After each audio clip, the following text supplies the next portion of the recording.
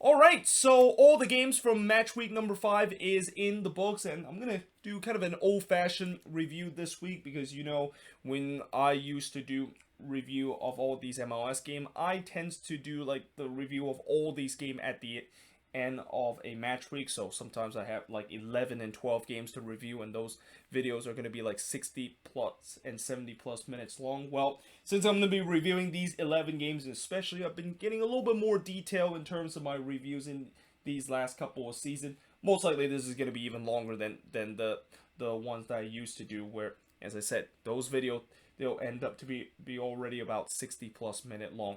But in terms of looking at these 11 games, what I decided to do with this review is that the first 8 games I'm going to look at are actually games that is not going to be national televised, and these games happen on Saturday night and also on Sunday. But the last 3 games I'm going to talk about that is going to be on the third board, and I'm actually going to erase all the things I wrote on the second board and basically put all those national televised game notes on what is going to be kind of like a third board after that. But those are going to be the games I'm going to be talking about as the last 3 games, because with the national televised game I usually needs a bigger board, and I tend to put more notes in terms of the national televised game compared to these games that is played in a regional network.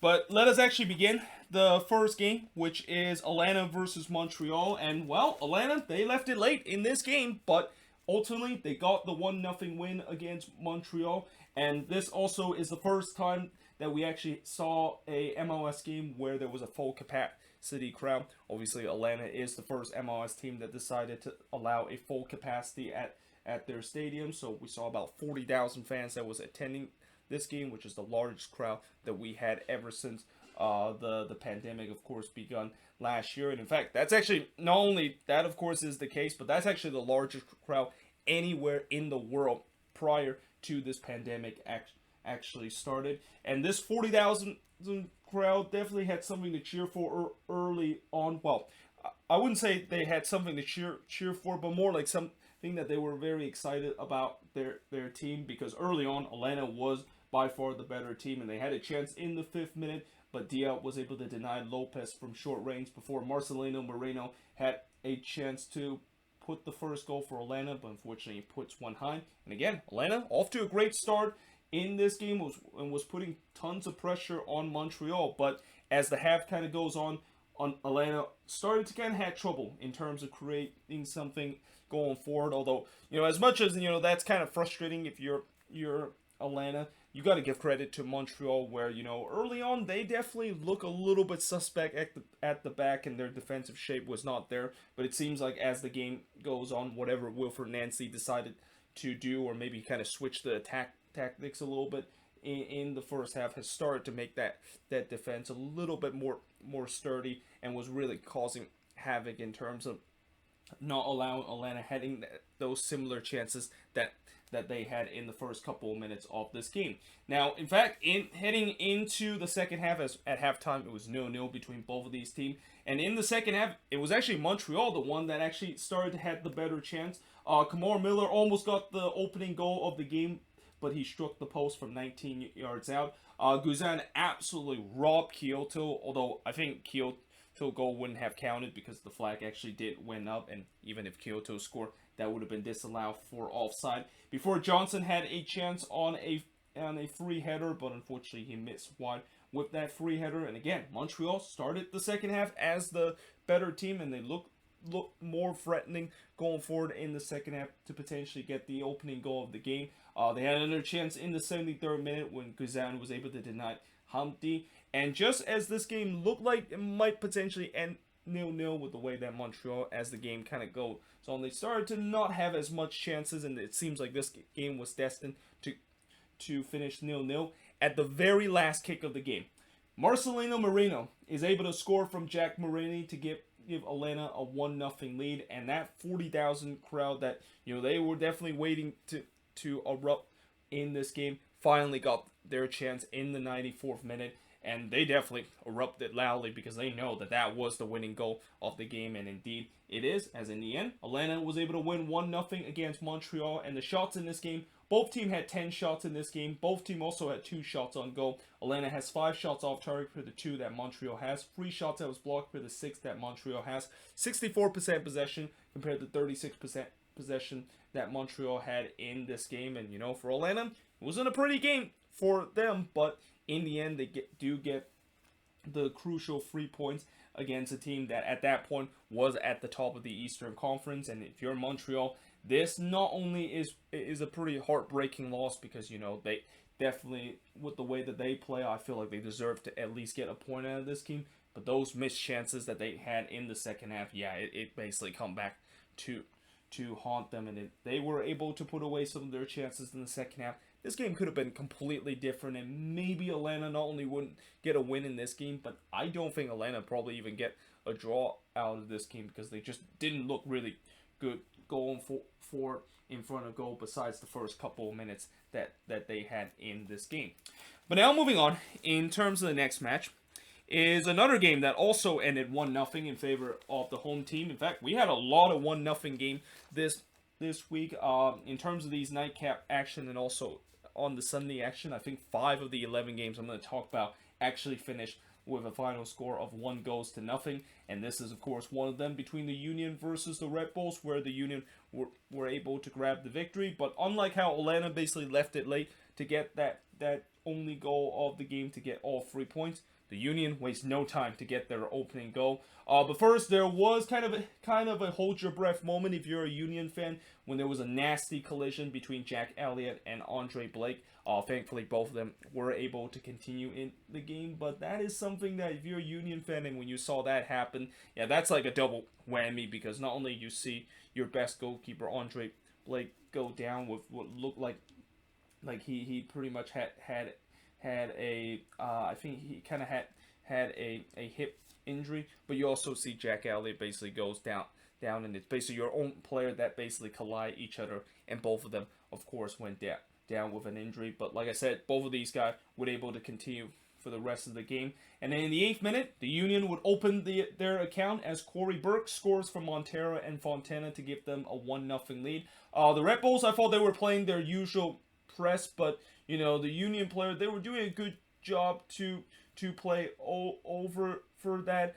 Also, I don't know why I wrote, but the Union player was shouting for a handball. That actually didn't make any sense whatsoever. Again, since I basically had to write 11 different game on these 2 different boards, sometimes I might have wrote things that I didn't actually meant for, and maybe that was just one of the cases where that doesn't make sense that the Union player are shouting for a handball when the Red Bulls are playing their usual press. What I mean is that the Union are doing a good job in terms of playing over the Red Bulls press, and that I thought throughout this game the Red Bulls didn't really have that same success in the press that they had compared to that game against Toronto FC.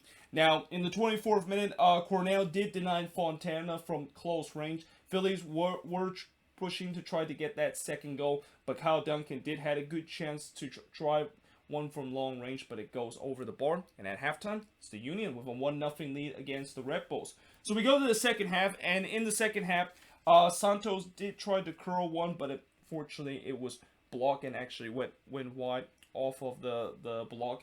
Then Blake, I thought he got away with a mistake in the 58th minute where he tried to come off his line to smother the ball, didn't get to it, and the Red Bulls had a couple of chances to maybe punish the Union and punish Blake for making that mistake, but they weren't able to do so.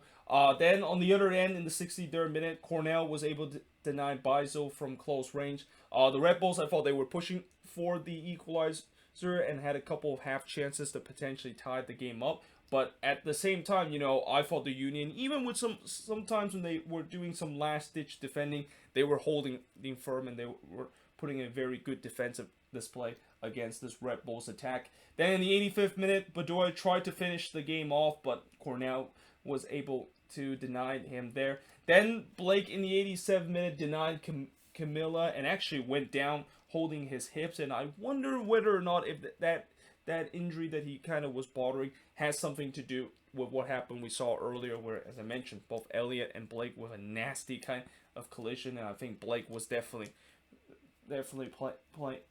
through that injury, which, you know, if you're the Red Bulls, maybe this is also a game where it's kind of frustrated, where you know that Blake seems like he is suffering a bit of injury, and I'm kind of surprised none of these Red Bulls players maybe trying to shoot more often, or even trying to shoot one from long range and test to see if Andre Blake indeed is okay or not. But, you know, judging by the fact that he was kind of holding his hip after making a routine save, you just wonder, was Blake actually playing with an injury? And we'll see whether or not if he's going to, well, once he's going to be reevaluated in the middle of the week, we'll see whether or not if it's not going an injury that could potentially keep him out in the next game.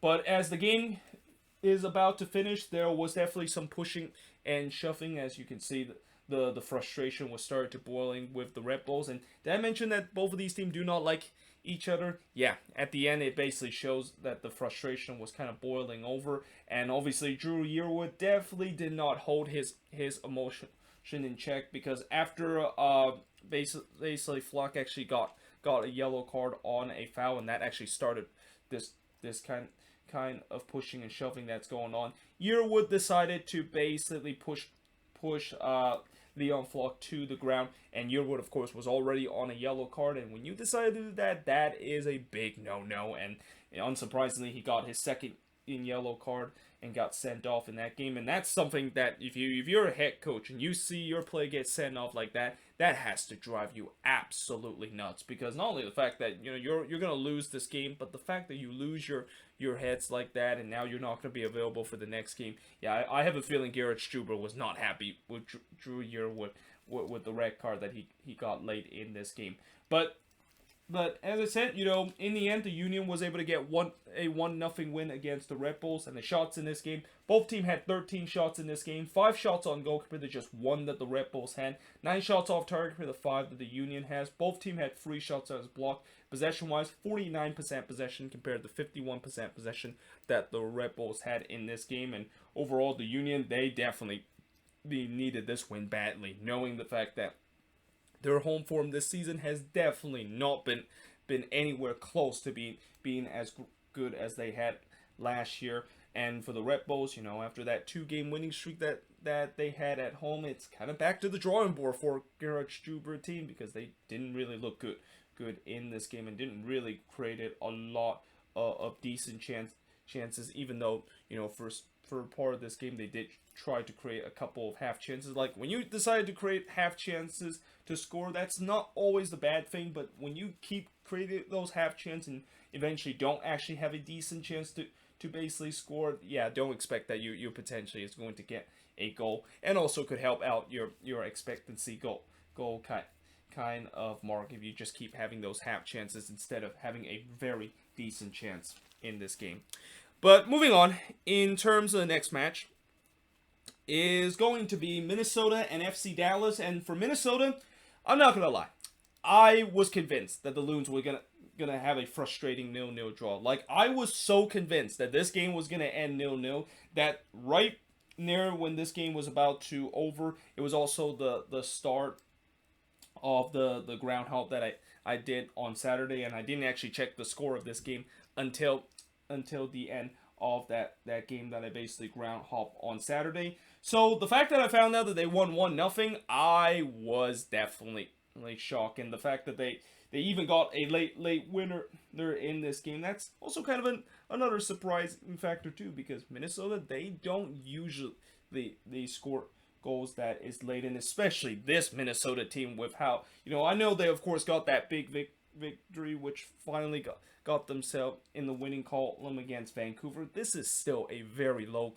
confident Minnesota team, so the fact that they're able to show some perseverance in this game, maybe it just shows you that now that they have got through the second part of them, started to get their confidence back and started to believe that this is indeed a team that is not only going to be a playoff contender, but maybe even an MLS Cup contender. Now, in the first half, I thought Dallas actually started off the better side in this game, and they had a chance in the second minute when Brian Acosta hit a 24-yard free kick high. before Ricarte had a chance in the 14th minute to try to curl one wide from 20 yards out. Le did blaze one high in the 17th minute, and that was actually the first chance that Minnesota had in this game. And I thought the Loons, once again, it was a slow start in this one against FC Dallas. And I thought Minnesota was also trying to sit back and trying to hit Dallas on the break. And while they did a good job in terms of soaking the pressure that Dallas basically was throwing into it, when they tried to go on the transition, that was just a big no. In the 30th minute, Felipe did deny Reynoso. You know, I thought Reynoso had a decent game in this one. I know he is still kind of not feeling his old self, and the fact that you know he is still trying to get back to the level that he was last season. But I thought he had a decent game, and you might even say that he was unlucky to not score a goal in this one. But 11 minutes later, Hassani Dotson then missed a header that was coming. I think it was a ball that was delivered from Reynoso, which was a decent ball that he delivered in the box, but Hassani Dotson kind of mistimed his jump. But then Métanire had a chance to basically follow up on that. He basically hits the side netting and missed wide, and we head to halftime with the score scoreless between Minnesota and FC Dallas. So in the second half, in the 47th minute, Gregush did try to go for a long-range effort, but that always seems to miss wide. I mean, I've seen young Gregush try those long-range effort a couple of times this season, and pretty much all of those ones doesn't even came close in terms of hitting the target. But I thought Minnesota kind of came out in the second half with more energy. Reynoso had a 30-yard free kick that was hit straight to Felipe. But then in the 50th minute, there was a big mistake from the Loons, and I think this was Tyler Miller trying to come off his lines, but unfortunately he kind of missed the ball, and basically this allowed Obrian to have a wide open net to hit this one away. And the fact that he wasn't able to hit that one away just to also sums the fact that probably Dallas is not gonna score a goal in this one. But in the 64th minute, Le did try to curl one in, but it hit straight to Felipe. And this is also kind of the time where I think Abela actually came into this game, and I think this is also the second game in a row where when Roman Abela came into this attack, he instantly made this attack much stronger, which makes me wonder why exactly is he keep coming off the bench. Why can't he just start in that starting role in the beginning of the game and give some energy to this Minnesota attack? But like I said, once he came into this team as a substitute, he really started to give this team energy going forward on the attack. Reynoso in the 72nd minute blazed one wide from close range before he had a long range effort that also drives it wide just 2 minutes later. Then in the 76th minute, there looked like was going to be a penalty for Minnesota. After originally it looks like it was a handball on Matt Hedges.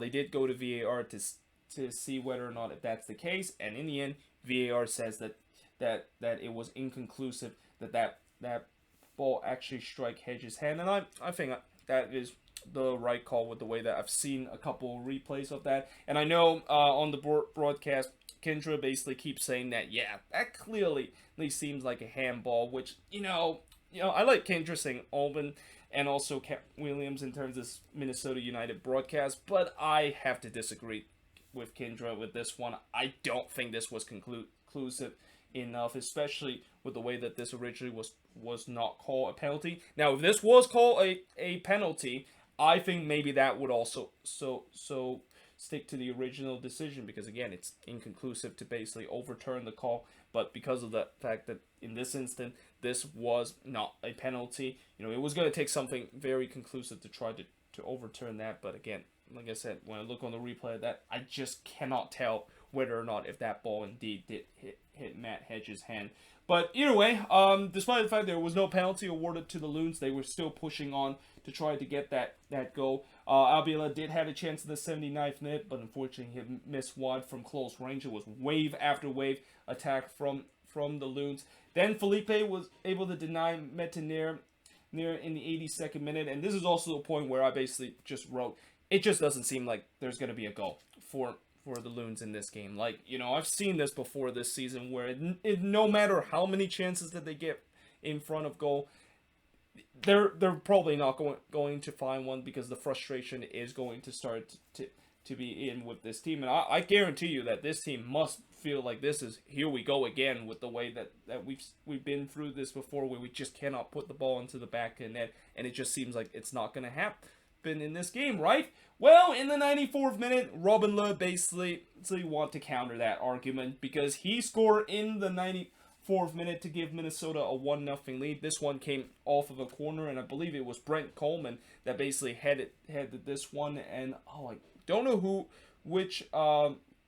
was the Dallas player that cleared that one off the line originally, but he actually did not do a good job in terms of trying to clear that one off the line, and instead just gifted it right back to Robin Lod on the rebound, and Robin Lod basically say thank you very much. He tapped it into the back of the net, and Minnesota gets that 1-0 lead, and that ends up to be the lead that they would hold on, and the final score of this game. As the shots in this one, 27 shots compared to 6 that Dallas had, 7 shots on goal compared to 2 that Dallas had, 11 shots off target compared to 3 that Dallas had, 9 shots that was blocked compared to 1 that Dallas had, and possession-wise, 45% possession compared to 55% possession that Dallas had in this game. And again, there's no doubt that when you look at the stats, Minnesota clearly deserved to win this game. But again, the way that I kind of saw how they just seemed to unable to put one away, I thought for sure that this was going to be something like I've seen so far this season, where they just could not put, when they can't find a way to score a goal, they just never will find a way to put one in. But for once, they're able to do so. And you know, with this win, you know, they have now improved their record to 2-4, and although it's still not a good record for Minnesota, and you know, even when I look at the standings, the Loons are still near the bottom of the Western Conference. But considering the fact that a week ago we were sitting here talking about how doom and gloom this team is, and I have here a lot of people are hitting the panic button with the way that this team is sitting at 0-4 in the standings, it has to feel good, and maybe even a sigh of relief, the fact that we're now emerging from the end of the week, and that now this team have started to get things going. And as I also said in the last episode, you can get one win, and if this team can get one win on the board, I feel like that's going to maybe be enough for them to get a couple of wins in a row and start to get the confidence level in this team. Because I know for sure that, you know, even in this game, I still think that there are still things that Minnesota needs to improve, and that this by no means is a team that is still what I expect them to do and can potentially be a playoff contender. But they're definitely heading to the right direction with another win in this one against FC Dallas. But one team that is not heading in the right direction is FC Dallas, which, yeah, you know, they're going the wrong direction right now. And if it wasn't for LAFC losing 2-0 to the Seattle Sounders, which of course I'll talk about that game a little bit later, they would have been dead last right now in the Western Conference. In fact, they're actually tied with LAFC in terms of dead last in the Western Conference right now. But moving on, in terms of the next game, and speaking of a team that is also heading to the right direction, is Colorado. So remember when the Rapids were started the season at 0-1-2, and there was definitely concern about how this team has got off to a slow start, despite the fact that they kind of lock in their main core for these next couple of years. Well, in these last 3 games, they have put those doubters thinking that they're probably not going to have a good season to bed, because this is now their 3rd straight win in a row after they were able to win 3-1 against the Houston Dynamo. And really, all the action in this game happened in the first half, where in the 10th minute, Shinishiki tried to strike one that goes straight to Marko Maric. Then 3 minutes later, Maric did rob Bassett, who had a powerful header, but Maric, with a cat-like reflex, was able to deny Cole Bassett the first goal for the Rapids in this game. But you can clearly see Colorado was well on top of this game, and they were pressing to try to get that first goal, and eventually they did get the first goal. It happened in the 29th minute when Sam Vines was able to score from Barrios and Yarbrough, and Yarbrough actually got in terms of the secondary assist, because he basically put a route one ball to Michael Barrios. And you know, Barrios so far with the Rapids, he hasn't really got things going, but I thought this game he a monster game in this one, because he actually ended up with 2 assists and 2 of the 3 goals that Colorado scored. What he of course was part of the assist chart on that. And speaking of which, just 4 minutes later, Rubio would score from Barrios to make it 2-0 in favor of the Colorado Rapids. And, it seems like maybe this is going to start to get ugly because of the way Colorado kind of dominate this game. But then, just 6 minutes later, out of nowhere, Christian Ramirez scores from Lundqvist to cut the deficit in half for the Dynamo. And you're thinking, well, the Dynamo are not in this game, but they at least got 1 goal back from running plays. Maybe they can potentially carry that on. No. Cole Bassett would restore that 2-goal lead for Colorado as he scored in the 42nd minute, and this was an absolute howler from Marko Maric. I mean, Maric trying to clear this one away, or trying to punt this one away, but instead it just hit Cole Bassett and basically bounce it into the back of the net. And just like that, as I mentioned, Colorado is up 3-1 at that point, and they would head to halftime with that same score. And like it's also said before, all the action happened in the first half, because in the second half, not only the fact that there wasn't really much chance happened in the first 30 minutes, and really the only chance that I kind of put on the board was Benezet did had a chance late to hit the 4th goal for the Rapids, but unfortunately it went wide. It feels like maybe in the second half both teams kind of realized that, yeah, that's going to probably be the scoreline of the game, and Colorado was basically in cruise control in this game, while Houston, they just didn't show any fight back in this one. And also knowing the fact that the Dynamo also play in the middle of the week, and that they have a short week turnaround and have to chase the game in altitude, that is always going to be a difficult thing. So I don't blame the fact that they didn't really show some fight back, because any team that has to play on a short week and have to play in altitude and have to chase the game, it is usually impossible to do. But that being said, this is still kind of a disappointing result for the Dynamo, because again, they didn't really show up in this game and didn't really look like a team that really is starting to kind of surprise a lot of people with the start that they had this season, getting two wins out of their first 4. But now that they're gonna have to basically go back in the drawing boards and hope to maybe make up for this game that they of course not showed up. But as I said, with the Rapids, they've now won 3 in a row, and this is starting to look like the Colorado Rapids of last season, where this is a team that is starting to kind of fly under the radar a little bit, and you didn't know that this is actually a decent team, and next thing you know, this looked like a team that could really be a playoff contender. But the shots in this game, 13 shots compared to the 8 that Houston had, 6 shots on goal compared to the 4 that Houston has, 4 shots off target compared to the 2 that Houston had, 3 shots that was blocked compared to the 2 that the Dynamo has, and possession-wise, 63% possession compared to 37% possession that the Houston Dynamo had in this game. And again, the stats also pretty much prove how dominant that the Colorado Rapids was in this game against the Houston Dynamo. But that being said, I am now going to change boards and now look at the last 4 games that is going to be part of the first couple of games I'm going to talk about that is not going to be on national television. So, as I mentioned, these are the last 4 games that was not on national television on match week number 5, and these 2 games are actually the last 2 games of the Saturday nightcap action, while these 2 games on the bottom of the board are part of 2 of the 5 Sunday game that was not on national television.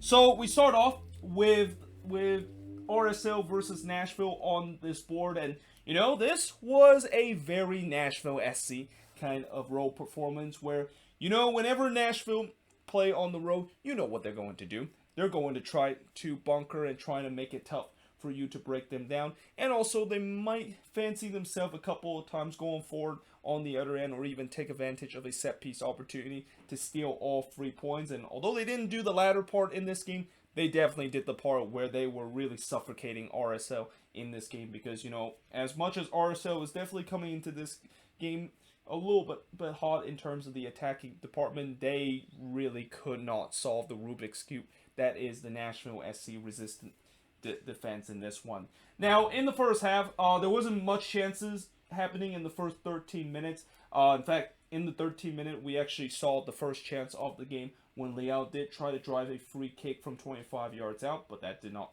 and up on target. Then in the 20th minute, there was definitely a shout for a handball for RSL, but nothing was given there, and no penalty was given to RSL. RSL, I thought in the first half was dominating the possession, but again, just as what I said, they just could not quite break down this Nashville resistance in the first half, and that would be kind of the story throughout the entire part of this game.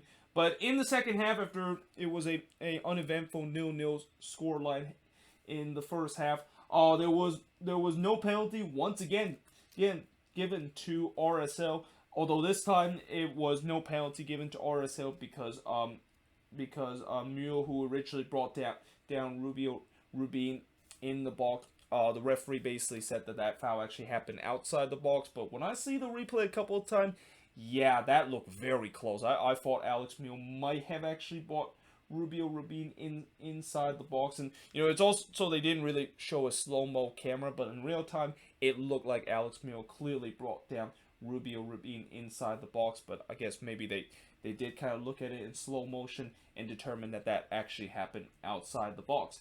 But in the 52nd minute, there was a bit of a scramble in the box for RSL, and actually I forgot to mention that another thing that Nashville does, trying to attack despite the fact that they play this kind of bunker style of play whenever they go on the road, is that maybe they sometimes could kind of create some chaos that kind of led to a goal, and it looked like this was kind of the moment where they kind of created a little bit chaos in the box, but unfortunately Nashville couldn't capitalize on that chaos as RSL eventually did clear the ball away.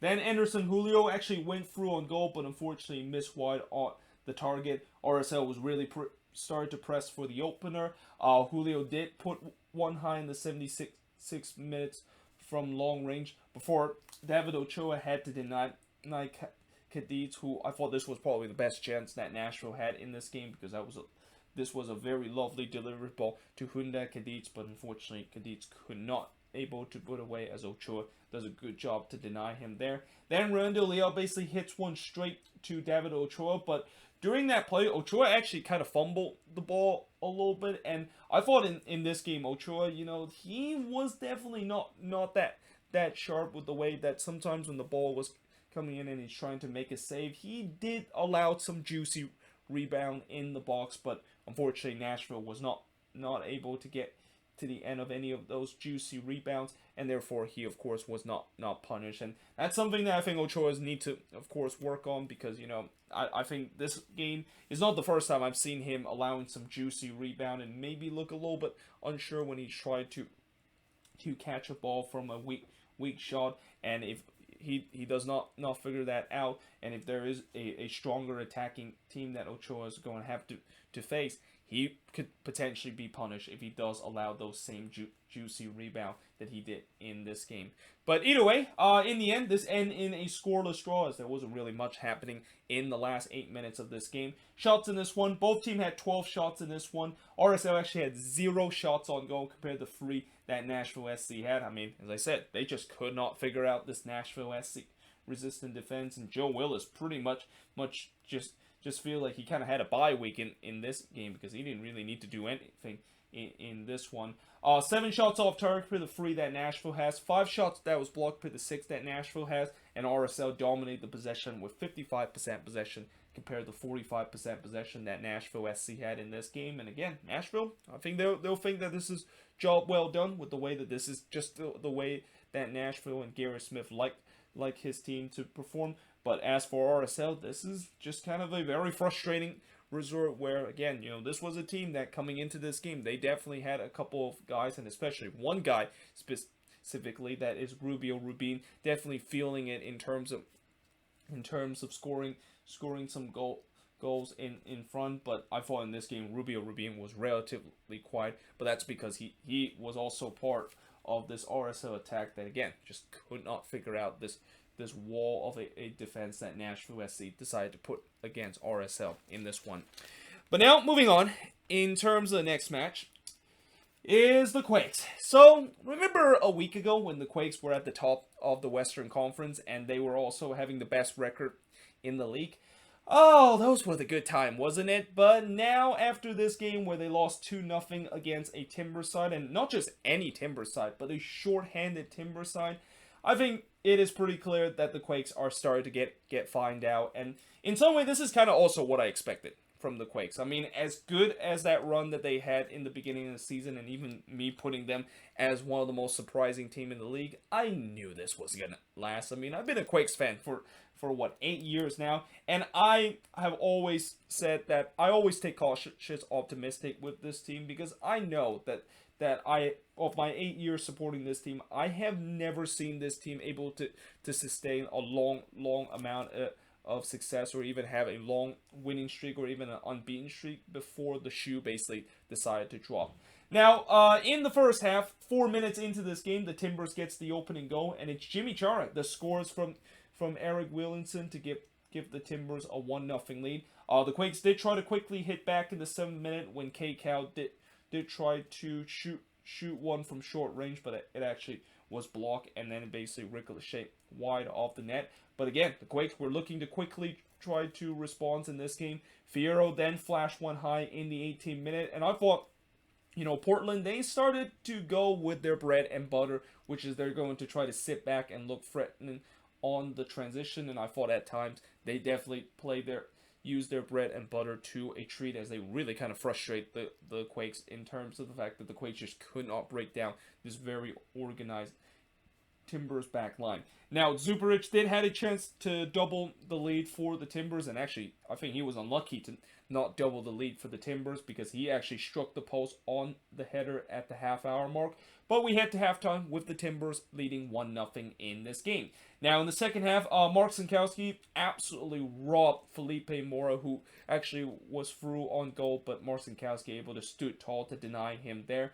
Then, Pablo Bonilla had a chance in the 60th minute, and unfortunately he blazed that one over the bar. And I thought the Timbers, they were looking threatening to potentially get the second goal and really put this game out of the bed. But then in the 61st minute, a penalty was given to the Quakes, and a lifeline was given to the Quakes to try to get the equalizer. Well, not even a lifeline, but a golden opportunity to get the Quakes the equalizer in this game, as Claudio Bravo basically handballed that one. I mean, that was 100% handball, with the way that ball struck Bravo in his hand. That was in an unnatural position.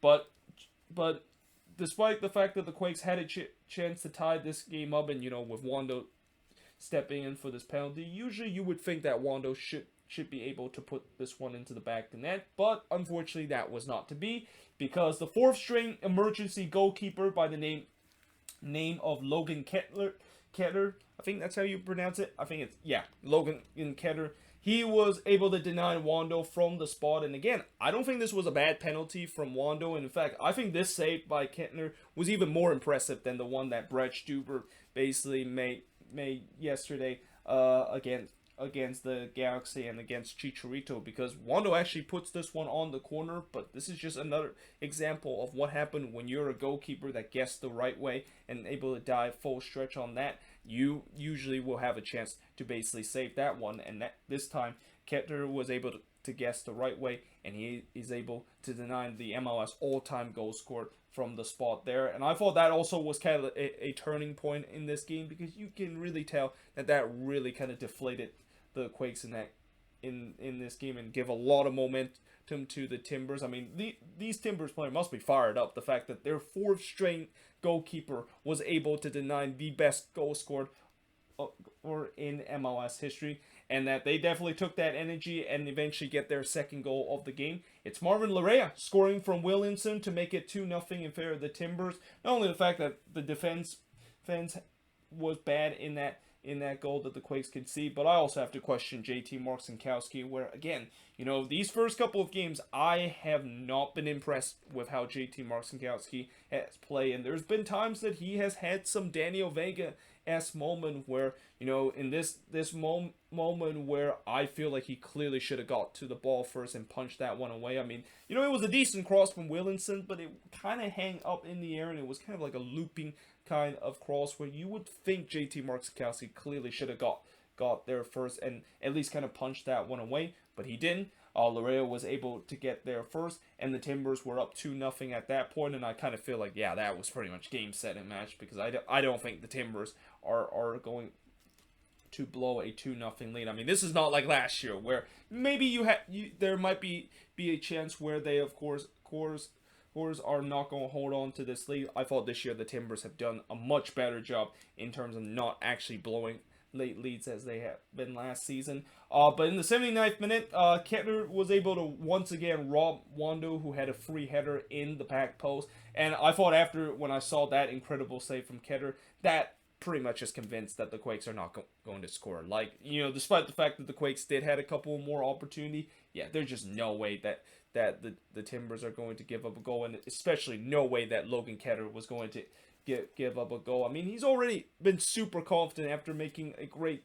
penalty kick save earlier, and then of course making an incredible save there to deny the Quakes there. And when you a goalkeeper, you make those kind of incredible save and able to deny a team from the penalty spot, your confidence level must be sky high, and it just makes it even more difficult for the opposition to potentially get a goal in this game. And in the end, unsurprisingly, the Quakes did not get a goal in this one.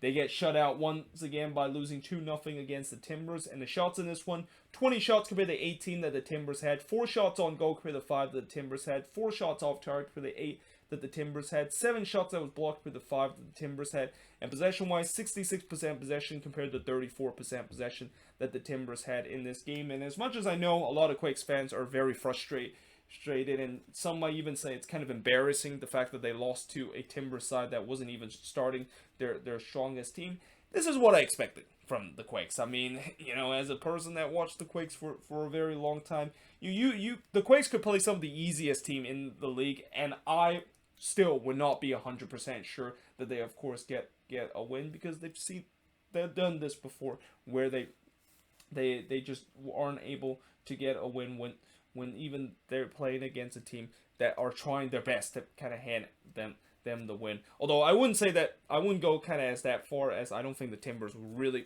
try to hand the Quakes the win. Instead, they really play very strong with the depleted squad to get out all 3 points. But for the Quakes, after this performance, and really after these 2 bad performances against the Cascadia team, they really kind of feel like what I thought that they are, which is kind of a mediocre team, where they might be good enough when they are able to face against some very bad team, but when they play against some of the toughest team in the league, they tends to not able to get those crucial 3 points. And that is something that I'm definitely concerned with, the way that the expectation of this team is not only making to the playoffs, but also win a playoff game. And if this is going to be like a mediocre team that maybe sneak into the playoffs, they have to face against those tough teams. And when they do face against those tough teams, like maybe the Timbers or the Sounders on the road in the playoffs, that's when I feel like, yeah, there's no way they're going to do so, and they're probably not going to be meeting their expectation that they put for this season. But moving on, in terms of the next match, is Sporting KC and the Vancouver Whitecaps, and this turns out to be probably one of the most one-sided game I've seen so far this season, where, yeah, SKC pretty much had this game wrapped up before it actually started, and the Whitecaps, they decided to kind of take a day off in this game and just not even bother showing up to try to get at least a points in this game. In the first half, Tim Milliam actually was back in net for Sporting KC, which I'm pretty sure the SKC fans was very happy to see him back in front of net. No offense to Pushkin, but I feel like Pushkin doing his time between the stick for SKC, he hasn't really been that good, and that there's no doubt that SKC, there was times that they really missed Tim Milliam between the stick, but he is back in this game, and really he didn't really had to do a lot in this game, because as I said, the Whitecaps, they feel like they didn't really bother to kind of show up for this Sunday game. SKC early on had all the possession early. Kyrie Shelton did try to chip the keeper in the 15th minute, but unfortunately it missed wide. Before Martins did try to drive one high from long range, that did not end up go on target. Before Crépol was able to rob Espinoza from short range, and I feel so bad for Maxime Crépol in this game, because even though he conceded 3 goals in this one, I think he had an incredible game, and this was just another example of just a goalkeeper trying his best to keep his team in a game, but since his team is not really doing anything going forward on the attack, and the fact that the defense in front of him is absolutely awful, this is a classic example of what happened when a goalkeeper basically is getting hung out to dry. But in the 26th minute, Shawi actually hit one wide from on the volley, and I actually wrote SKC was all over Vancouver, but they can't quite get that finishing right. And literally before I actually finished writing that sentence, Shawi gets the opening goal for Sporting KC in this game. So, you're welcome, SKC. This, I swear, this has happened at least once every week, or maybe 3 or 4 times every week, where anytime when I write a compliment or kind of a criticism toward a team, they tend to kind of reverse the trend there. So it's fitting the fact that I wrote that SKC is not doing a good job in terms of punishing Vancouver, despite the fact that they had all the possession and all the chances. It's only fitting that the fact that they immediately score after I wrote that, and that's exactly what they did with Daniel Shawi scoring a goal there to give SKC a 1-0 lead. Then 5 minutes later, they would double that lead after Polito was able to slot in a penalty. The penalty was given to SKC because Raposo basically brought down Shawi in the box. I mean, it was clearly a penalty there, which again, Polito made no mistake to put that one away and double that lead for SKC, and that would be the score line heading into halftime, with SKC leading 2-0 against the Whitecaps. Now in the second half, Dahomey did had a chance to give one back for the Whitecaps, and probably should have given the Whitecaps a goal back. After that, there was a WTF turnover by this SKC defense, but Dahomey wasn't able to punish the Whitecaps, punish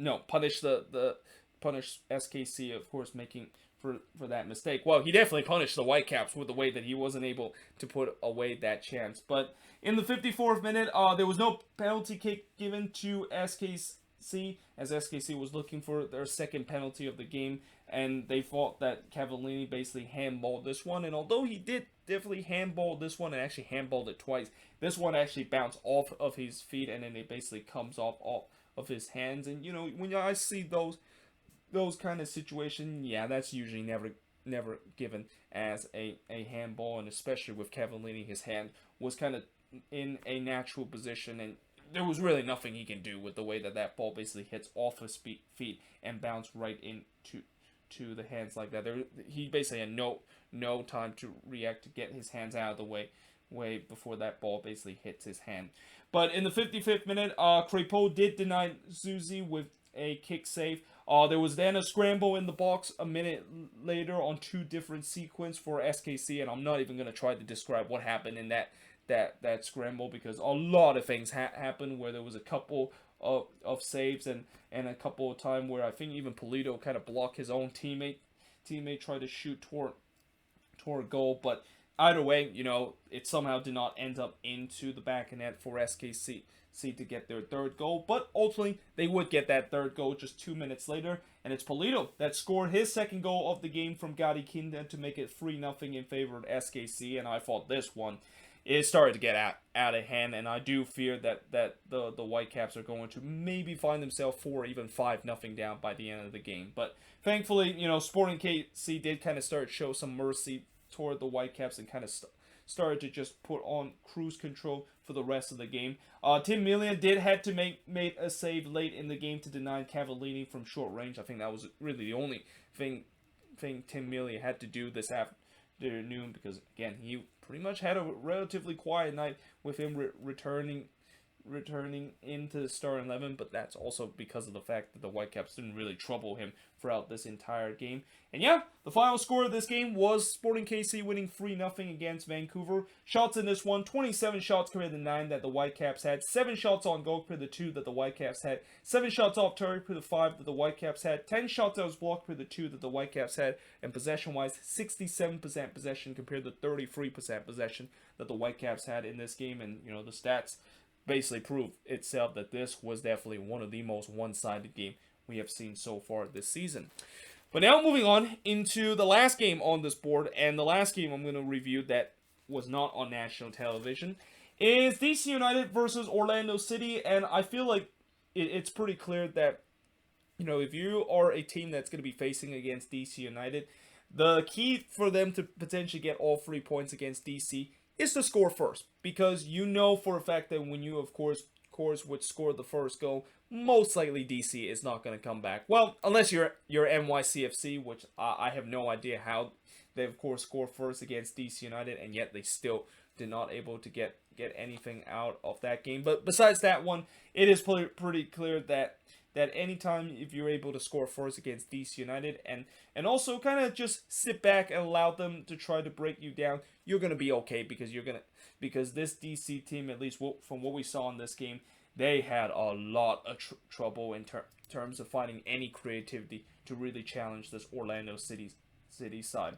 Now, in the first half, as I mentioned, Orlando City wastes no time to get their opening goal of this game, and it's Mauricio Pereira that scored from Akindele to give Orlando City a 1-0 lead, and I thought that was really the only real good opportunity that Orlando City has in this game, because as I said, they pretty much just sit back for the entire part of this game and just absorb as much pressure against this very weak DC attack. Perez did have a chance in the 10th minute, or actually he collided with Galese, and this was unfortunately one of those sequences where both the attacker and goalkeeper trying to get the same ball, and Perez was trying to slide in to maybe toe poke that one past Galese, but instead he caught Galese there, and that ball actually was going to trickle into the back of the net. And also, I don't think there was actually a foul that was called during that play, which I was kind of shocked, because it was pretty clear that Perez did kind of caught Galese there. And whenever you have a attacker basically catch a goalkeeper on a 50-50 ball, usually the benefit of the doubt will always go to the goalkeeper. So I was kind of surprised that there was no foul that was given in that one. But in the 22nd minute, Nani did had one of his rare chances going forward on goal, but unfortunately blazed it high. Galese then denied Flores in the 24th minute as DC was pushing for the equalizer. Perez did try to blaze one on the volley, but unfortunately he blazed that one high. DC United, they were really getting a lot of half chances in front of goal, but the question is, can they of course take advantage of one of these opportunities to get the equalizer? And unfortunately, DC fans, as much as you probably saw this and you're thinking, yep, DC United is going to get a goal back, because you said before that when I put a compliment or put a question to a team, usually something is going to happen, and most likely the answer to that question is yes. Well, unfortunately, I also said that it's not always that of course it is the case. Like, it might happen in this game, but unfortunately it did not happen in this game, where I asked a question for one of this team to do something and they end up didn't do it right after when I wrote that question. In fact, they didn't even do it for the rest of this game,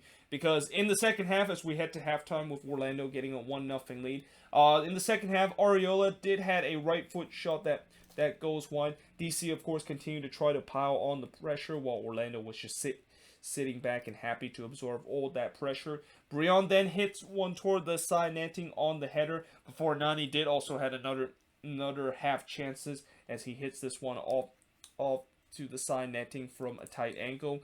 Ola Kamara then could not get any contact after there was a beautiful cross coming up to Julian Gresso.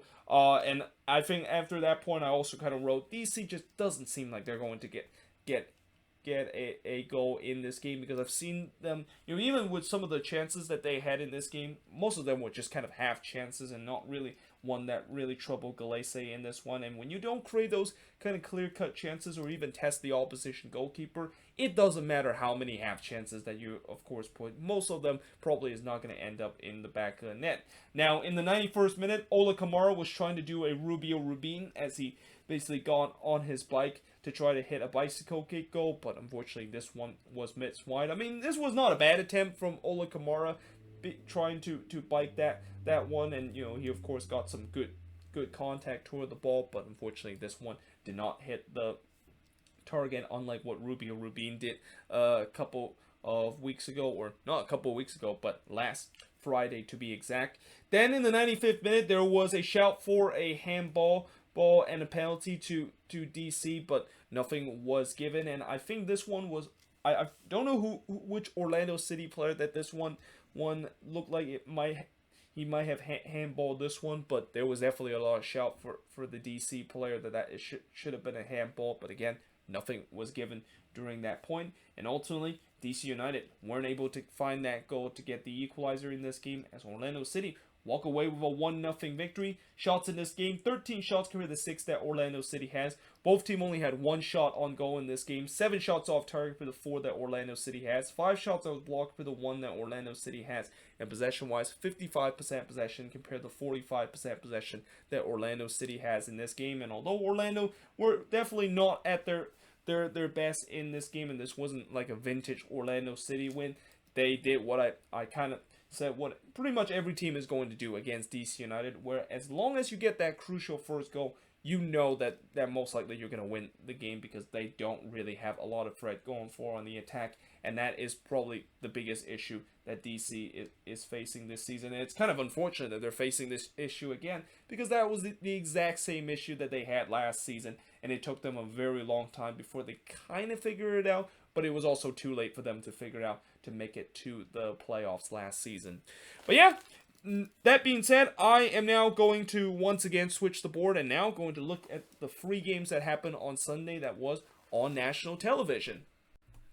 So before I get to these 3 national televised games, I just want to quickly say that I'm getting a little bit skeptical in terms of the actual kickoff time the league basically published on the league website in terms of when each of these games is actually going to be kicked off exactly the time that they said. Because, you know, in this game between FC Cincinnati versus Inter Miami, the league basically said that the start time will be 4 p.m. Eastern, 1 p.m. Pacific time. That is the broadcast start time. But the actual kickoff will not start until 4:10 p.m. local time. So I basically watched this game at 4:10 p.m. local time, 1:10 p.m. my time. And when I tuned into this game, I was still seeing the pregame show, and I was thinking, like, what's going on? I thought the league basically said that this game was going to kick off at 4:10 p.m. local time. But then when I look on the league website, it seemed like at the very last minute, they basically decided to change the actual kickoff time to 4:30 p.m. local time. Now, you wonder, why is that kind of a big deal, the fact that they moved this game 20 minutes back? Well, the big deal about this is that this game was going to kick off around 6:11 p.m. local time, 3:11 p.m. my time. And because of the fact that this game kicks off a little bit later, that means both of these games is going to overlap each other. And especially how exciting this game kind of was down the stretch. I basically could not really watch this game between New England versus Columbus, because I was really wanted to put my full attention of the exciting thing that happened down the stretch in this game, and therefore I missed the first 10 minutes of this game between the Refs and Columbus. And we'll also talk about a little bit later of the issue that I had in this game between the Sounders versus LAFC, and how the actual kickoff time once again lied to me, and that actual kickoff time that was said that it was going to be 6:55 p.m. local time was actually not 6:55 p.m. local time. But before we'll get to that, let us actually get back into this game between FC Cincinnati versus Inter Miami. And again, this was a very exciting game between Cincinnati and Inter Miami, and I think this is the second consecutive time where we see a team opening up a new stadium and they play into a high score game. But unlike what happened last time when Minnesota opened Allianz Field and they played to an exciting 3-3 draw for Cincinnati, yeah, I mean, this is just, honestly, I said before that I feel bad for Cincinnati and especially their fans. I feel even more bad or even worse now after watching this game. And you know, there's an old saying in soccer where soccer can sometimes be the cruelest sports in the world. Well, this game basically proved that, despite the fact that there was definitely great narrative that could have been the case at the end of this game, yeah, unfortunately sometimes those narrative doesn't go well, and that at the end of the day there's some cruel kind of narrative that basically overlap in terms of some of the good narrative that we could have got out in this game. So in the first half, before we actually talk about what happened in this game, there was a couple of debuts for FC Cincinnati, as Jeff Cameron, who literally was signed a couple of days ago for FC Cincinnati, he basically got the start in this game, and I was kind of shocked the fact that he got the start, considering the fact that he literally left England back on Thursday, and he didn't even had a lot of time with his new teammates, and basically FC Cincinnati just pretty much put him in the deep end and start him in this game. And also, former LAFC goalkeeper Ken Vermeer is going to get his first start in this game. Now, Vermeer was signed with FC Cincinnati a couple of weeks ago, but still, I was kind of surprised that they decided to put him in there, because I didn't think Przemysław Tytoń was the problem in this team. In fact, Tytoń was actually probably the best player for this FC Cincinnati team this season, and the fact that they decided to axe him for Kenneth Vermeer, who, Kenneth Vermeer is a decent goalkeeper, and I think that he was kind of unfairly axed during his time with LAFC, but still, the fact that he's making his just put him straight into it when you already have a reliable goalkeeper in Przemysław Tytoń, that is a very questionable move. And I think after this game, there's no doubt that Cincinnati is thinking about going back to Tytoń after this one. But in the 5th minute, Vermeer was able to deny Gonzalo Higuain from long range before Cruz did drag one wide in the 6th minute after just a world-class ball from Lucho Acosta. But then at the very next sequence, the legend Brek Shea scored from Greg Ruhr to give Inter Miami a 1-0 lead. And, they also immediately show a graphics that say that Cincinnati, whenever they concede the first goal in a game, they have lost the 35 consecutive game when they, of course, do so. I mean, that was kind of a very shocking stat, and just to kind of show how bad Cincinnati has been for the past couple of years, where when they of course concede the first goal, most likely they're going to lose. Like the fact that not only they lost 35 consecutive games, but not even getting a draw after conceding the first goal of a game. I mean, yeah, that is just a very ugly but also kind of a shocking stats, where I'm kind of shocked that this team have never able to get a draw despite conceding first. Like, even as bad as Cincinnati is, and as much as I know this team does not have a very good mentality and definitely tends to buckle under pressure all the time when they concede the first goal, I didn't think that there's no game in the past 35 times that they have got a draw, and all of them ends up to be a loss. And I think when you see the result of this game, it's now 36 consecutive game that FC Cincinnati have lost whenever they concede the first goal. Now, they also put up another stats that says that there actually has been no team that played their first game in their brand new stadium that to ever lose to their opposition ever since 2011, when the Vancouver Whitecaps lost to the Portland Timbers in their very first game at BC Place. Well, that also kind of answered my question I said in the preview, where it's been a while since I've seen a team that opened a new building and they lost their first ever game, but unfortunately that record is now broken after today's resort.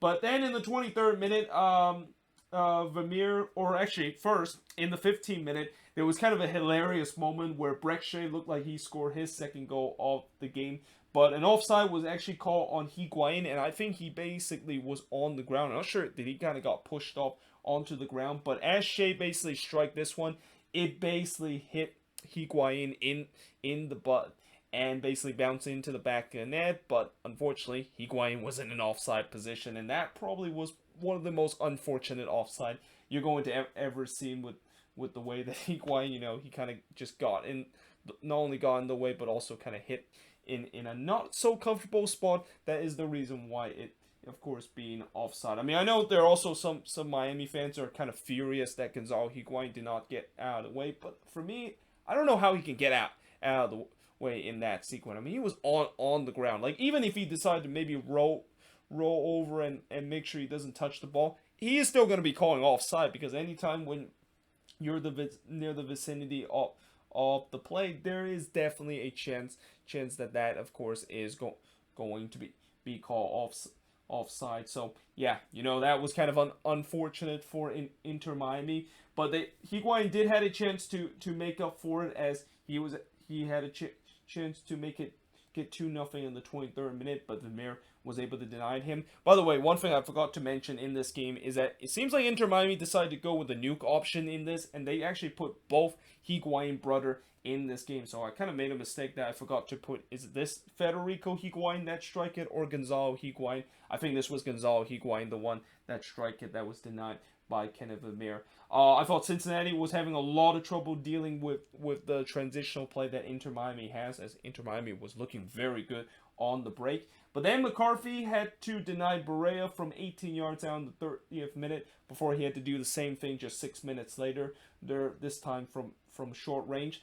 But just as you thought, maybe FC Cincinnati was starting to build some pressure and trying to get the equalizer, Miami gets the second goal. And it's Gonzalo Higuain scores from Federico Higuain. So it seems like Miami going with their nuke option definitely paid off, as this is the second time we've seen the Higuain brother combine in terms of the goals and assists. We saw that happen in that game against the Union, and it's unsurprising the fact that they also end up winning this game, because I think maybe we can safely say that anytime when the Higuain brother basically combine in the score chart and also the assist chart, you know Inter Miami is probably going to win the game. But yeah, Inter Miami were up 2-0 at that point, and that would be the score heading into halftime. In the second half, Cincinnati trying to push to get one back as Lucho Acosta lift one just high before their record signing Brenier did the same thing just 4 minutes later. Again, Cincinnati was pushing for that goal back, and they would get that in the 58th minute as Barea would score from Matarrita to give FC Cincinnati a lifeline and get themselves back into the game. And this was really just a simple long ball that was played up to Barea, who basically went through on goal. And you got to question the Miami defense, the fact that he basically was able to go through on goal just on a simple long ball like that. But Cincinnati, they continued to press to try to get the equalizer, and you can kind of see Miami was on the ropes a little bit here in the second half and was just getting pinned in their own half. And then ultimately, FC Cincinnati would get that equalizer. And it happened in the 82nd minute. And it's Nick Hagelin that scored from a header, from a beautiful delivery from the corner spot from Lucho Acosta. And all of a sudden, this game were tied up at 2 apiece. And you definitely would not bet against that. FC Cincinnati can potentially maybe do what Colorado did to Minnesota a couple of weeks ago, which is go 2-0 down at home, but able to come back to win 3-2 in this game. But unfortunately, that would not be the case. And although this game eventually would made it 3-2, and we would have even more late drama in this game, it was not in favor of FC Cincinnati, as Inter Miami would actually retake that lead just 2 minutes after Cincinnati got the equalizer. It's Gonzalo Higuain scoring from Lewis Morgan to make it 3-2 in favor of Miami. Pizarro, who came in late in this game, tried to seal it for Inter Miami and tried to get that fourth goal, but he was denied by Kenneth Vermeer. But in the end, Inter Miami able to win 3-2 and spoil FC Cincinnati opening day at TQL Stadium party as they win 3-2 in this game. Shots in this one, 11 shots compared to 10 that Miami has. 7 shots on goal compared to 5 that FC Cincinnati has. No shots off target compared to 4 that FC Cincinnati has, and that's got to be impressive. The fact that Inter Miami, all 7 shots on goal in this game were all actually 7 shots on goal in this game, and all their shots in this game was actually on target in this one, and that they actually had 3 shots that was blocked compared to 2 that FC Cincinnati has. And possession-wise, 52% possession compared to 48% possession that Inter Miami has in this game. And again, this is just cruel on FC Cincinnati part. And I talked about how Nick Hagelin, of course, got that equalizer and why I think that could have been a good narrative.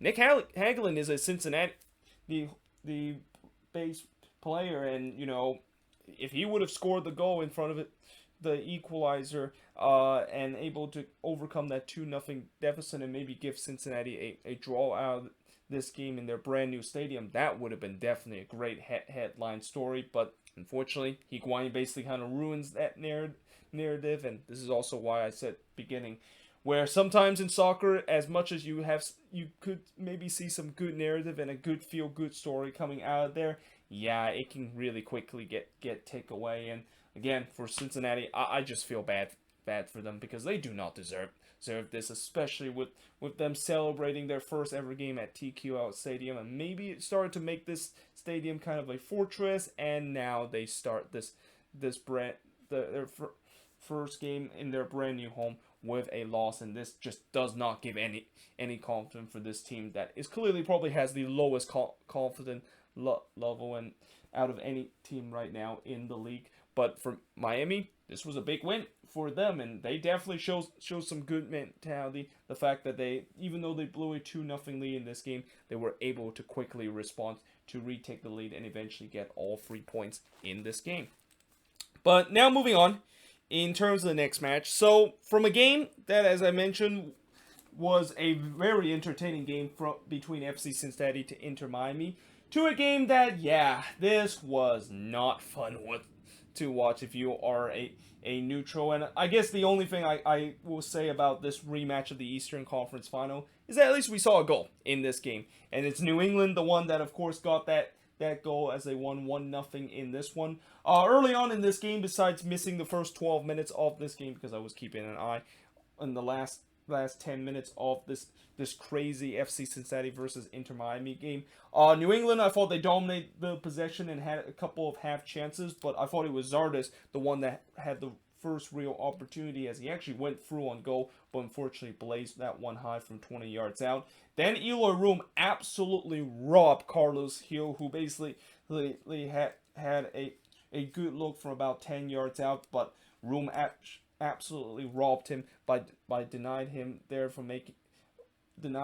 and making a great save, and actually even pushed that one onto the post. But yeah, as we head to halftime 0-0 in this game, and again, there was really not a lot of opportunity besides those two good looks that both of these team of course had in the first half. But heading in the second half with the game scoreless, I thought it was a disjointed start to the first 5 minutes of this game. But eventually New England started to once again dominate possession, but just like what happened in the first half where they dominate possession and kind of had a couple of half chances, they still did not have any final product whatsoever.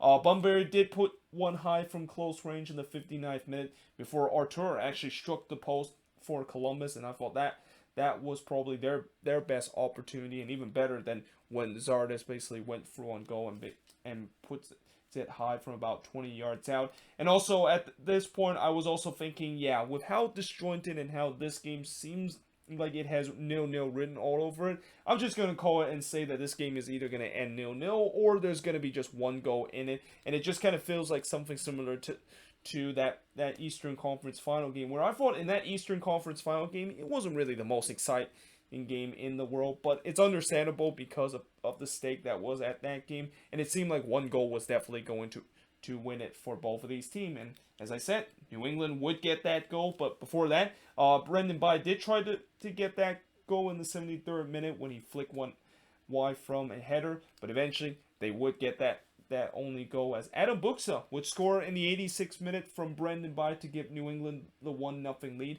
and that would be the final score of this game. As the shots in this one, 11 shots compared to 6 that Columbus had, 3 shots on goal compared to 1 that Columbus had, 5 shots off target compared to 4 that Columbus had, 3 shots that was blocked compared to 1 that Columbus had, and both teams had 50% each in this game. But at the end of the day, yeah, this was definitely not a fun game to watch if you are a neutral, but it's even more not fun if you're a Columbus Crew fan. That, yeah, this has been a slow start for the defending champion. And you know, I said this before in the beginning of not the beginning of the season, but prior to this beginning of the season, where, you know, I talked about how maybe Columbus could maybe take a step back, and maybe there might be suffering from that MLS Cup hangover, and they might be the team to do so. Well, it seems like that is kind of the case. Although, again, it is still very early into the season. I don't want to just say that Columbus is indeed suffering from that MLS Cup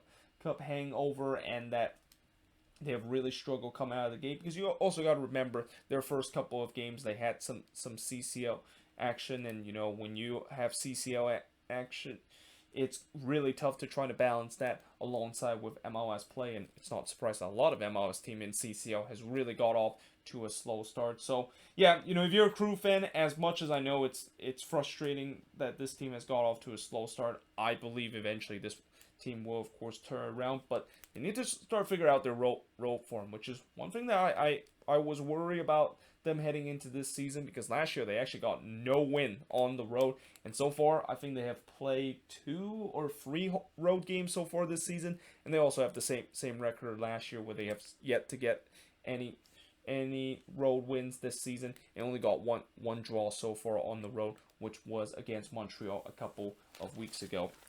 But now moving on into the last game on this board, and the last game really of match week number 5 is the Sounders versus LAFC. So like I said in the beginning when I talked about these national televised game, this game also had a kickoff time that I wrote earlier there in the preview that I got from MLSsoccer.com.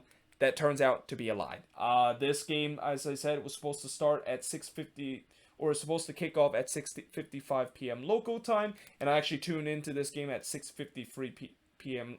local time, and I was thinking, well, I'm getting ready to watch this game, and I was shocked the fact that when I first tuned into this game, we already played 15 minutes into this one. So something tells me this actually did kick off around 6:38 p.m. local time, and yeah, again, I'm incredibly frustrated with the way that, before I was already frustrated with the way that I had to guess when exactly these national televised game is going to start, because the league doesn't actually provide when the actual kickoff time of these game is going to start. And now this season, with the way that they actually did provide it to us, I was thinking that definitely saved me some trouble in terms of don't have to just tune in to the game on the start time that they of course originally post, but actually just tune in to the actual kickoff time that they basically put below the start time of the start broadcast time that they of course post in bright letter. But now it just seems like I can't trust that anymore, because I just got completely lied, not only in this game but also in this game too. So, because of that, by the time this game started, as I mentioned, it was already 15 minutes in. Now, thankfully, there was no scored in this game, so I'm assuming I didn't miss any action. There might have been a controversial call in the first 15 minutes, and if I didn't know, or if there was definitely a controversial call in the first 15 minutes, let me know in the comments below, or if you actually know what happened in the first 15 minutes of this game that is worthy for me to talk about, let me know in the comments below, because I didn't watch the first 15 minutes of this game because of that debacle with the actual kickoff time actually not being the actual kickoff time of this game. But one thing I did note in this game is that Vela was in the 18 for LAFC, so he was actually on the bench in this game.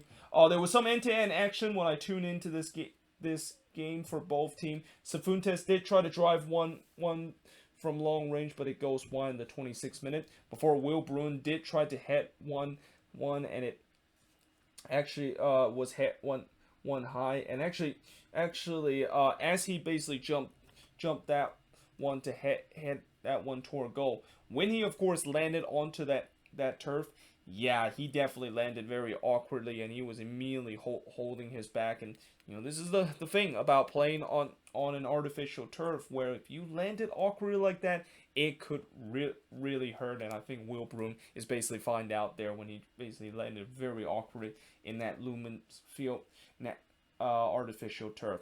Now, in the 33rd minute, there was a shout for a penalty for LAFC, but I feel like that was never going to be a penalty, because it just looked like Marc-Anthony Kaye basically ran into a brick wall known as Yeimar Andrade. And Yeimar is a big guy, and when you of course have an attacker basically decide to run into him, I don't think the referee is going to say that is going to be a foul. And that was more like the opponent trying to take advantage of a big size defender, and maybe just kind of ran into it very easily so that he can draw a penalty. I mean, we kind of saw this happen, I think a couple of games ago, or maybe even I think it was a couple of games ago where there was one player that was trying to draw a penalty and basically ran straight into Nuhu, and we know Nuhu is another big strong central defender for this Seattle side, and you just cannot do where you're an attacker and you can just take advantage of a big sides defender, just run into him and draw a penalty, because referee usually will know that, and they won't actually of course given that penalty. Now, if there is one thing I will say with a disadvantage of these defender being big and strong, is that if you even make small contact, or if you actually lashed out, or maybe make a shove to one of these attacker, well, because you're very big and strong and you basically try to make a shove, you can easily bring down an attacker that, we know nowadays with attacker, they will always go down with any contact that they feel with defender. So that maybe is a bit of a disadvantage in terms of that, but at least in terms of strength, they do have the advantage where even if an attacker ran right into them, referee doesn't usually call that being a foul. But in the 42nd minute, Brad Smith probably should have scored the opening goal for the Sounders after Rui Diaz provide an absolute world-class ball to Brad Smith, but unfortunately he wasn't able to put that one away, although he did make up for it a little bit later in this game. But we head to halftime, 0-0 between both of these teams, and heading into the second half, there was a couple of half chances for both of these teams again, but it was the Sounders, the ones that gets the opening goal, and it's an unlikely goal scored. Arriaga scored his first ever career goal, and I believe this one was coming off of a corner. A beautiful delivery from João Paulo that sets up Arriaga to head that one in to give the Sounders a 1-0 lead. Atuesta looking to quickly respond just 4 minutes later, but unfortunately he hits it straight to Stefan Cleveland, who I thought he had a decent game in this one in replace of Stefan Fry. But then the 70th minute, Carlos Vela was summoned for LAFC, and you're thinking, well, with Vela back in the starting, or back into this LAFC roster, you're thinking, yeah, this is when LAFC is going to really turn on the pressure, right? No. In the 73rd minute, the Sounders pretty much put this game away, as Brad Smith, as I mentioned, he of course had a bad miss right before halftime of this game. Well, he makes amends for that, as he made no mistake that this time, as he scored from Christian Rodon to make it 2-0 in favor of the Sounders. And again, once that was 2-0, I knew it was pretty much game, set, and match, because the Sounders, not only the fact that they have a very good defensive record this season, and actually have the best defensive record this season, they're not going to give up a 2-0 lead, especially they're playing at home. And that, of course, was the case, as in the end, the Sounders win 2-0 against LAFC. Shots in this one, 10 shots compared to 9 that LAFC had. 3 shots on goal for both of these teams. 6 shots off target compared to 1 that LAFC had. 1 shot that was blocked compared to 5 that LAFC had. And possession-wise, LAFC had the better of the possession. 54% possession compared to 46% possession. But in the end, Seattle is the one that is able to walk off with the victory. And also with this loss, as I mentioned earlier, LAFC is now dead last in the Western Conference. And I even tweeted this out late in the second half. But I can't wait to see what those so-called MLS expert is going to react to LAFC now being at dead last in the Western Conference. Like, you cannot call them the best team in the league if they are now dead last in their conference. And also, I also have a feeling that on Meme Monday, on the MLS Reddit, yeah, they're gonna have a field day in terms of talking about LAFC being last in the Western Conference. And in fact, as I'm speaking right now, it's actually Monday in the East Coast, and also by the time this video is gonna upload it, which will be very late into early Monday morning, there's probably already gonna be some meme that is gonna be happening on the MLS Reddit page making fun of LAFC being dead last in the standings, while still the MLS as medias are still calling them called the best team in MLS right now, and somehow still become a contender of an MLS Cup this season. Now, in all seriousness aside, this has been a rough patch that LAFC has gone through, but again, I have believed that they would turn this around. I mean, this is also kind of this LAFC is kind of finding the same situation I think Minnesota was in a couple of weeks ago, where when you're in a rough patch like this, you just don't have a lot of confidence, and you always tends to not able to get all 3 points. Well, if this team maybe can get a win together, and maybe even next week they can of course get a win, and maybe get a couple wins together, I really believe that this LAFC team is going to be able to back their best, even with the slow start they are currently at right now.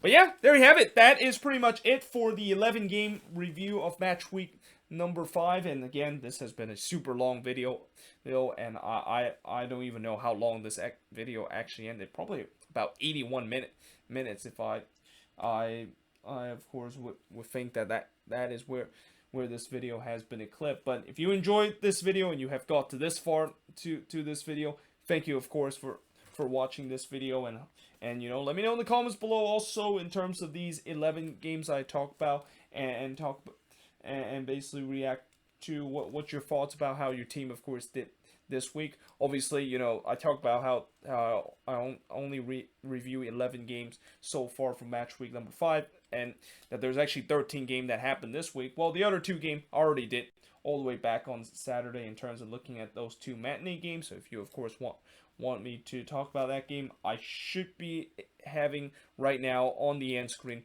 one of the video that was the recap of those 2 matinee games. So if you want to listen to that or watch that review, you can basically click on that. But either way, hope you guys enjoyed this video, and I of course will see you guys next